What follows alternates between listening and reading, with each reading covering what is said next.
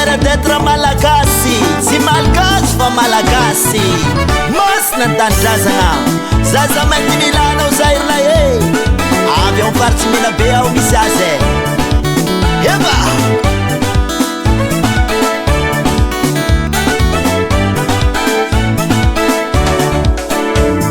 Itoy misy raha marako anareo, tsy raha vaovao fa raha fahitako maso.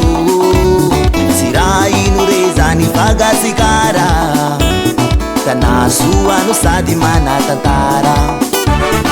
Gasikara maro raha sarobidy, ory filo ampanjakana raisogna didy.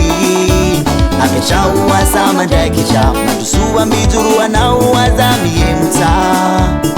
Zay le teny ninjaka raha navalona. Oh je suis fiera malagasy aho, gasy reniko gasy babako. Oh je suis fiera malagasy aho, gasy razako gasy longoko.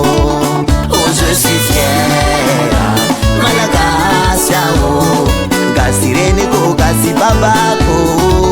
Oh je suis fiera malagasy aho, gasy razako gasy longoko.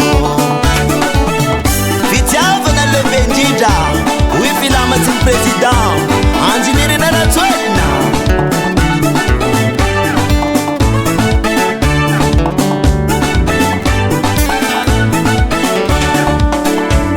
Tanatsika tenizana ny frantsay, miady mafitsika mba azahoagna azy.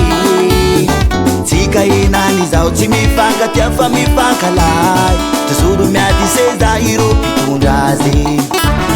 Aia tanatsika toy lay androso, fa maro zay nitondra teo ny solosolo. Fa tsy hitako ty fivoarany zay mitondra eo manao zay ameno posony. Mambala ilo toetsainatsika malagasy. O Rajoelina aizenao, fa mitady anao lay dimo sy maminao. O Rajoelina aizenao, fa mijalijaly zahay vahoakanao. O Rajoelina aizenao, fa mitady anao lay dimo sy maminao. O Rajoelina aizenao, fa mitady anao lay zahay vahoakanao. Masina tandrazana ka andao tsika hitambatsy.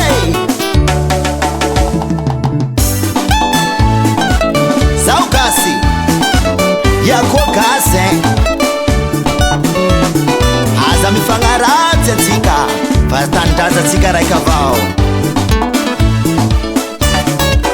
O Rajoelina aizenao, fa mitady anao lay dimo sy maminao. O Rajoelina aizenao, fa mijalijaly zahay vahoakanao. O Rajoelina aizenao, fa mitady anao lay dimo sy maminao.